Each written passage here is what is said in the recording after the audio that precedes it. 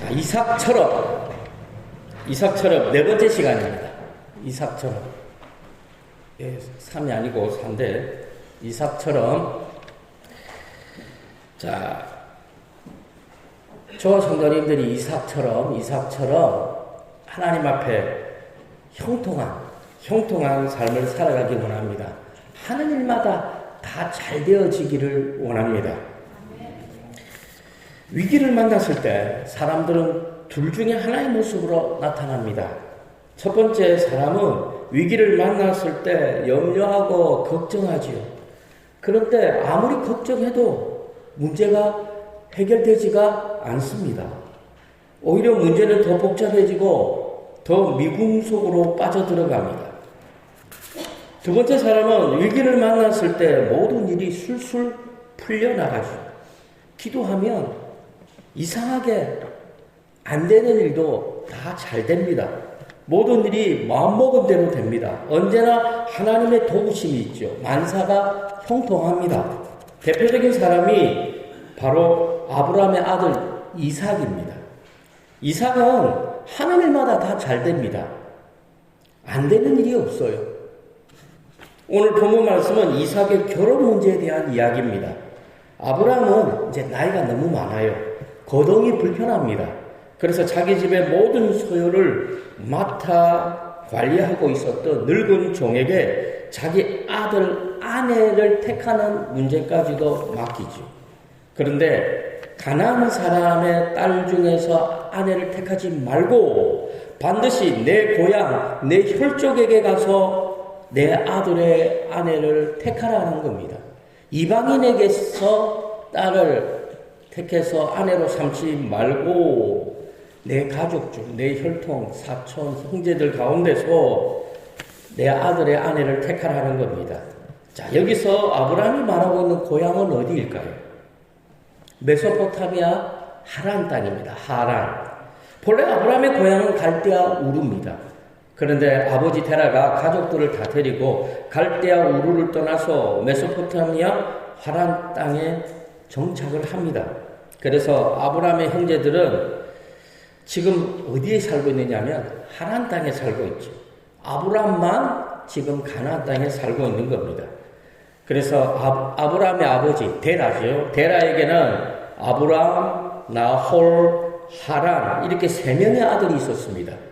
그런데 하란은 아들 롯을 낳고 얼마 있다가 죽지요.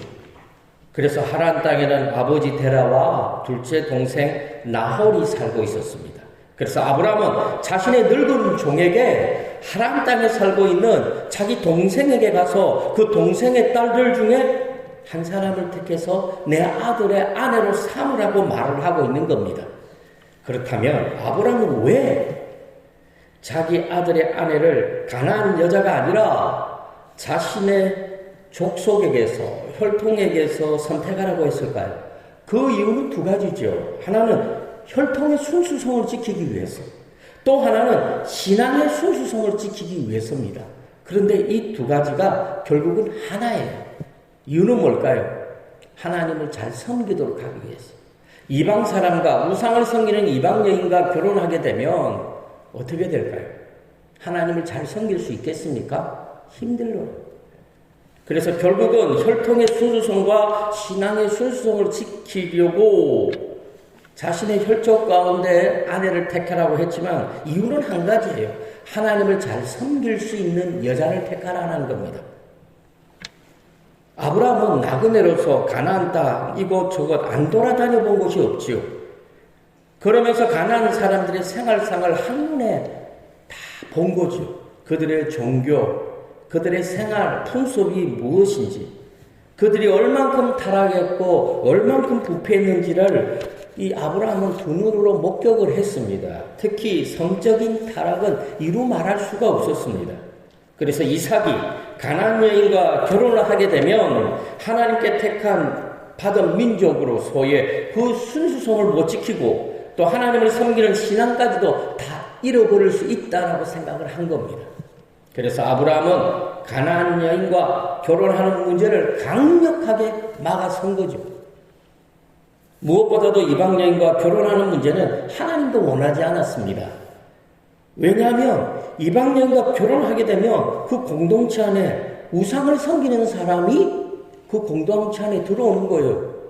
우리 가족이 다 아버지, 할머니, 대대손손 예수 잘 믿는 가정이었는데 예수 안 믿는 며느리가 우리 가정에 들어오거나 또는 불교나 이슬람이나 타 종교를 섬기는 며느리가 우리 가정에 들어온다는 것은 우리 공동체 안에 우리 집안에 우상이 들어오는 거죠. 신앙의 순수성이 깨어지고 우상을 섬길 수가 있다라는 겁니다. 출애굽기 34장 16절 다 같이 읽습니다. 시작.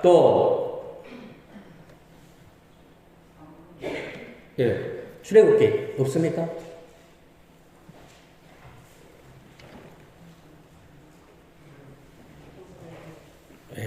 알겠습니다. 또 내가 그들의 딸들을 내 아들들의 아내로 삼음으로 그들의 딸들이 그들의 신들을 음란하게 섬기며 내 아들에게 그들의 신들을 음란하게 섬기게 할까 함이니라. 그러므로 성도들에게 결혼 문제만큼 중요한 건 없어요. 오늘날 성도들이 자녀들이 결혼만 하면 최고인 줄 압니다. 그런데 결혼한다고 중요한 거 아니죠. 지금 우리나라에서 이혼율이 얼마나 높은지 압니까? 결혼이 중요한 게 아니에요. 결혼하고 난 다음에 얼만큼 잘 사느냐, 이것이 더 중요한 거죠. 그런데 아브라함은 그 사실을 알았던 것 같아요. 그래서 절대로 이방 여인과는 결혼을 시키지 말라는 겁니다. 예수 믿지 않는 사람과는 결혼을 시키지 말라고 말을 하고 있죠. 그래서 아브라함은 자기의 늙은 종에게 하란 땅으로 가서 자기 동생의 딸들 중에서 이삭의 아내로 선택하라고 말을 합니다. 그러자 늙은 종은 아브라함에게 주인님, 제가 이삭을 데리고 가지 않고 어떻게 이삭의 아내를 데리고 올 수 있겠습니까? 어떤 여자가 신랑감을 보지도 않고 결혼을 하겠습니까? 제가 이삭을 데리고 하란 땅으로 가게 해 주십시오. 이렇게 말을 합니다. 그러자 아브라함은 늙은 종에게 혼자서 가라고 그래요. 혼자서. 하나님이 내 아버지의 집과 내 고향을 떠나게 하셨고 하나님이 내게 맹세하여 가나안 땅을 내 씨에게 내 후손에게 주셨다고 하나님이 약속해 주셨다고 아브라함이 늙은 종에게 말을 하죠. 아브라함은 자기 아들의 결혼 문제까지도 전적으로 하나님께 맡기고 있는 거죠. 하나님이 자기 가족들을 갈대아 우르에서 하란 땅에서 떠나서 가나안 땅에 오게 하셨고 가나안 땅에서 이렇게 복을 주신 것처럼 하나님은 내 아들의 그 결혼 문제까지도 하나님이 책임져 주실 것이다. 그래서 하나님께 모든 것을 맡기고 있는 겁니다. 그래서 이삭을 굳이 데리고 가지 않아도 하나님의 사자를 앞서 보내서 내 아들을 위해서 아내를 예비할 것이다. 이렇게 말을 합니다. 그리고 만약에 여자가 따라오지 않으려거든 너에게는 아무 책임도 없으니까 염려하지 말고 가라고 말하고 있죠. 그래서 늙은 종은 아브라함에게 이삭의 아내를 데리고 오겠다고 맹세를 합니다. 그리고 10마리의 낙타에다가 온갖 귀한 보석들을 잔뜩 심고 하란 땅으로 떠납니다. 아브라함의 늙은 종은 이제 저녁 때쯤에 이제 메소포타미아 나홀의 성에 도착을 합니다. 그리고 성 밖 우물가에서 쉬면서 이제 하나님 앞에 기도합니다. 한번 생각해 보십시오. 이 늙은 종이 도대체 어디로 가야 되죠? 아브라함의 동생 라울이 어디에 살고 있죠? 나홀의 성이 뭐 자그마한 무슨 동네도 아니잖아요. 큰 도시일 거예요. 그럼 어디에 살고 있고 어디로 가야 됩니까?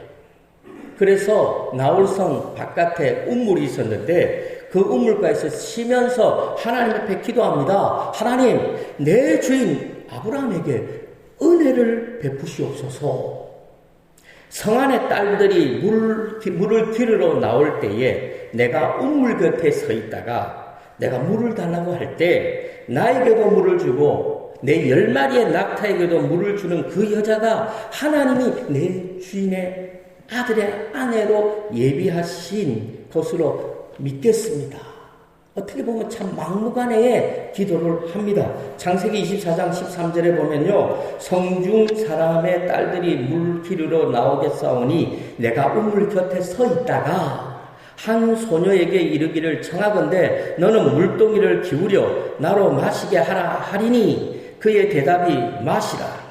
내가 당신의 낙타에게도 마시게 하리라 하면 그는 주께서 주의 종 이삭을 위하여 정하신 자라. 이로 말미암아 주께서 내 주인에게 은혜 베푸심을 내가 알겠나이다. 지금 아브라함의 늙은 종은 모든 것을 지금 하나님께 맡기고 있는 거죠. 이건 책임 회피가 아니에요. 나는 아무것도 안 하겠습니다. 하나님 다 해주십시오. 이것이 아닙니다. 늙은 종은 자기가 할 수 있는 최선을 다한 거예요. 그래서 지금 나홀의 성 바깥에까지 온 겁니다. 거기서 이제 도저히 이제 자기가 할 수 있는 방법이 없으니까 하나님 앞에 기도하는 거죠. 하나님을 믿고 기도하고 있습니다. 하나님을 전적으로 의지하고 있는 겁니다. 그런데 늙은 종의 기도대로 낙타에게까지 물을 준 여자가 나타나죠. 누굴까요? 리브가입니다. 리브가. 그런데 신기하게도 이 리브가가 아브라함의 동생 나홀의 손녀예요. 나홀의 아들 부두엘의 딸입니다. 라반의 여동생이었어요. 한번 생각해 보십시오. 성 안에는 나홀의 가족들만 살고 있겠습니까? 얼마나 많은 사람들이 살고 있습니까? 이 부산 땅에는 김아무개 씨만 살고 있을까요? 그 가족들만 살고 있습니까? 얼마나 많은 사람들이 살고 있겠습니까? 그런데 그 많은 사람들 중에서 어떻게 라홀의 손녀고 그 아들 부두엘의 딸 리브가가 자신에게 물을 주고 자기뿐만 아니라 낙타에게까지 물을 줍니까? 어떻게 자기가 기도한 대로 하나님께서 이렇게 역사하느냐고요. 하나님이 보내주신 거죠. 하나님이 역사한 거예요. 늙은 종의 기도대로 하나님은 아브라함의 혈통의 후손 리브가를 보내주신 거죠.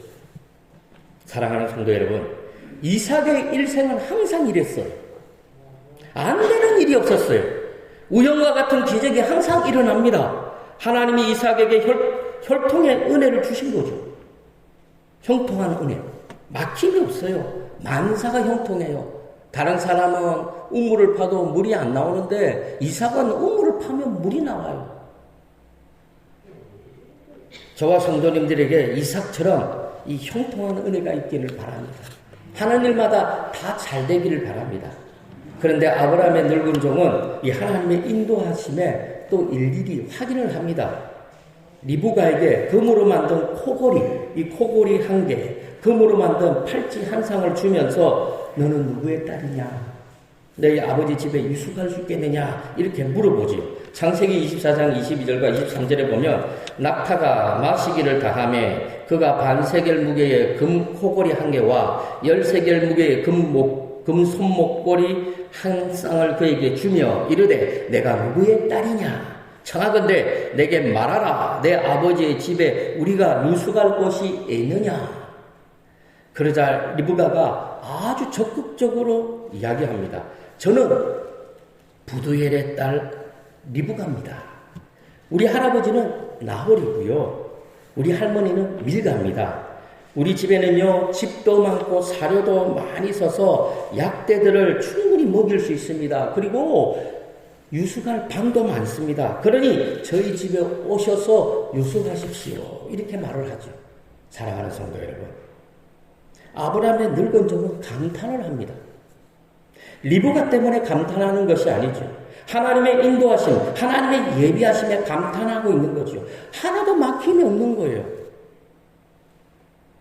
늙은 종은 혼자서 화난 땅까지 왔다고 생각했는데 어떻게 보면 서울에서 막 김서방 찾기식으로 막무가내식으로 무대포식으로 이 하란 땅까지 왔는데 하나님은 이미 모든 것을 예비하셨다라는 거죠. 하나님이 함께 해주신 거예요. 그래서 하나님의 은혜에 감격하고 감사하고 있는 겁니다. 어떻게 일이 이렇게 잘 풀릴 수 있습니까? 그래서 하나님께 감사합니다. 저와 성도님들이 하나님이 함께 하심으로 말미암아 이삭처럼 이와 같이 모든 일이 술술 풀리는 올 한 해가 되시기 바랍니다. 사업에도 장사에도 직장에도 가정에도 문제가 있는 것이 아니라 그 문제가 술술 풀리고 형통할 수 있기를 바랍니다. 그리고 리브가는 집으로 달려가지요. 지금까지 있었던 모든 일을 자기 부모님께 이야기합니다. 그러자 리브가의 오빠 라반이 우물가로 달려오면서 아브라함의 늙은 종을 환대하고 영접합니다. 창세기 24장 31절에서 33절까지 말씀을 보면 라반이 이르되 여호와께 복을 받은 자여 들어오소서 어찌 밖에 서 있나이까 내가 방과 낙타의 처소를 준비하였나이다. 그 사람이 그 집으로 들어가매 라반이 낙타의 짐을 부리고 집과 사료를 낙타에게 주고 그 사람의 발과 그의 동행자들의 발 씻을 물을 주고 그 앞에 음식을 베푸니. 자, 리브가의 오빠 라반도 이 아브라함의 늙은 종을 극진히 대접을 합니다. 반대하는 사람이 없어요. 일이 너무너무 순조로워요. 처음부터 끝까지 막힘이 없어요. 어떻게 이런 일이 가능할까요? 아브라함이 말한 대로 하나님의 사자가 먼저 와가지고 나홀 가족의 그 마음을 감동시켰기 때문이죠. 하나님의 역사와 하나님의 섭리하심입니다. 오늘날도 마찬가지입니다. 하나님이 먼저 하나님의 사자를 보내시면요, 모든 일이 형통할 수밖에 없습니다. 우리가 기도하고 나아가면 하나님의 사자가 먼저 예비한다는 거죠. 아무리 힘든 문제도 기도하면 하나님이 역사하는 거예요. 하나님이 책임집니다. 하나님이 천사를 먼저 보내셔서 그 모든 일, 막힌 것을 다 뚫어주신다는 거예요. 그러나 아브라함의 늙은 종은 진수성찬을 거부해요. 그의 환대를 거부합니다. 대신에 자신이 여기에 온 목적을 명확하게 말을 합니다. 뭐라고 말합니까? 저는 가나안에 살고 있는 아브라함의 종입니다. 여호와 하나님이 나의 주인 아브라함에게 큰 복을 주셔가지고 창대케 되었어요. 소와 양과 은금과 종들과 낙타와 나귀를 하나님이 풍성하게 주셨습니다. 내 주인의 아내 사라가 노년에 이삭이라는 아들을 낳았습니다. 그리고 그 모든 소유를 그 아들 이삭에게 물려주었습니다. 그러나 우리 주인의 아들 이삭이 장가를 가지 못했습니다. 물론 가나안 족속의 딸들이 있지만 우리 주인은 가나안 족속의 딸들이 아니라 고향에 살고 있는 혈통 가운데 가족들 가운데 며느리감을 구하고자 합니다. 그래서 제가 여기까지 왔습니다. 이렇게 말을 하죠. 그리고 내가 우물가에서 물 기르러 오는 여자들 중에서 나에게 물도 주고 낙타에게 물을 주는 여자가 하나님이 내 주인의 아들의 아내로 예비하신 것으로 제가 믿겠습니다 하고 기도했는데 리브가가 나타났습니다. 그리고 나를 이렇게 환대했고 내 낙타에게도 물을 주었습니다. 그러므로 이 모든 일은 하나님의 역사고 하나님의 뜻입니다. 그래서 리브가를 내 주인의 아들의 아내로 주십시오. 허락하시면 제가 음식을 먹겠습니다. 이렇게 말을 하는 거죠. 그러자 부두엘과 라반이 뭐라고 말합니까? 하나님의 뜻이라면 우리가 순종할 수밖에 없습니다. 리브가를 이삭의 아내로 데려가십시오. 이렇게 말을 합니다. 그러자 아브라함의 늙은 종이 그들의 말을 듣고 또 땅에 엎드려서 하나님 앞에 경배합니다. 부두엘과 라반에게 감사하는 것이 아니고요. 하나님의 예비하심에 지금 감사하고 있는 거죠. 어떻게 이렇게 형통합니까? 어떻게 이 모든 문제가 잘 풀려갑니까? 마치 미리 다 예약을 해놓은 거죠. 그래서 많은 은과 금, 폐물, 옷을 리브가에게 주고 그의 어머니와 오빠에게 다 줍니다. 이 늙은 종이 낙타 10마리에다가 온갖 귀한 보석들과 진귀한 것들을 잔뜩 싣고 갔잖아요. 제가 생각할 때 그 모든 것을 다 준 것 같아요. 창세기 24장 50절에서 53절 말씀에 보면 라반과 부두엘이 대답하여 이르되 이 일이 여호와께로 말미암았으니 우리는 가부를 말할 수 없노라. 리브가가 당신 앞에 있으니 데리고 가서 여호와의 명령대로 그를 당신의 주인의 아들의 아내가 되게 하라. 아브라함의 종이 그들의 말을 듣고 땅에 엎드려 여호와께 절하고 부두엘과 그 가족들에게 절하는 것이 아니고요. 하나님께 감사하는 거예요. 그래서 하나님 앞에 절을 하고 은금, 폐물, 의복을 꺼내어 리브가에게도 주고 그의 오라버니 그 어머니에게도 보물을 잔뜩 안겨줍니다. 사랑하는 성도 여러분, 어떻게 일이 이렇게 순조롭게 잘 풀릴 수 있습니까? 하나님의 은혜라고밖에 할 수 없습니다. 그런데 리브가의 어머니와 오빠가 한 가지 제시를 하죠. 그것은 리브가를 열흘만 이곳에 우리가 데리고 있게 해달라는 거죠. 이제 헤어지면 언제 다시 만날지 알 수 없으니까 내 딸에게 좋은 음식, 귀한 것들을 주면서 내 딸을 이렇게 뭐랍니까? 호강시키겠다는 거예요. 그러나 아브라함의 늙은 종이 뭐라고 말합니까? 우리 주인과 아들이 너무 오래 기다렸다. 그래서 지체할 수 없다. 지금 당장 데려갔으면 좋겠다. 이런 말을 하죠. 그러자 리브가의 부모와 오빠가 뭐라고 말합니까? 이 일은 우리가 결정하지 말고 리브가에게 맡기자. 리브가가 결정하도록 하자고 말하죠. 리브가가 어떻게 결정합니까? 여기서 리브가가 노도 아니고 예스를 합니다. 당장 가겠다고 합니다. 그래서 리브가는 부모와 그 오라버니의 축복을 받으면서 아브라함의 늙은 종을 따라 났습니다. 이제 리브가가 이삭에게 시집을 가는 거예요. 모든 일이 하나님의 예비하심을 통해서 순조롭게 풀리고 있는 겁니다. 아브라함의 늙은 종이 가나안 땅에서 화란 땅까지 가는 동안에는 아무 계획도 없었어요. 정처 없이 가는 거예요. 방법도 몰랐어요. 어떻게 해야 될지 모르는 거예요. 그런데 아브라함이 뭐라고 그랬죠? 하나님의 사자가 먼저 가서 모든 일을 예비할 것이니까 염려하지 말고 가라고 말했죠. 그래서 순종합니다. 그랬더만 막히는 것이 없이 모든 일이 순조롭게 풀리는 거예요. 마치 영화처럼 풀리고 있습니다. 저와 성도님들도 이처럼 이 땅의 삶 가운데 모든 일들이 순탄하게 풀려나가는 올 한 해가 되시기 바랍니다. 사랑하는 성도들, 날이 이제 저물 때가 되었어요. 아브라함의 늙은 종은 얼마나 그 발길을 재촉했겠습니까? 자기 주인과 자기 주인의 아들 이삭이 지금 눈코가 기다리고 있는 거잖아요. 그런데 날이 저물 때 이삭이 묵상을 하다가 눈을 들어 봅니다. 제가 볼 때는 묵상이 아닌 것 같아요. 마중 나온 것 같아요. 오늘도 나왔을 것이고 어제도 나왔을 것이고 그저께도 나왔을 거예요. 언제쯤 오나 하는 마음으로. 그런데 저 멀리 낙타들이 오고 있습니다. 그런데 그 가운데 여자가 보이죠. 리브가도 눈에 보이는 거예요. 이삭이 얼마나 좋았겠어요. 그래서 이삭과 리브가가 결혼합니다. 이삭의 삶은요 언제나 형통합니다. 이삭은요 안 되는 일이 없어요. 사랑하는 성도 여러분, 이삭이 어떻게 이렇게 형통한 삶을 삽니까? 이삭은 남자다운 면도 없어요. 대장부 같은 스타일도 아니에요.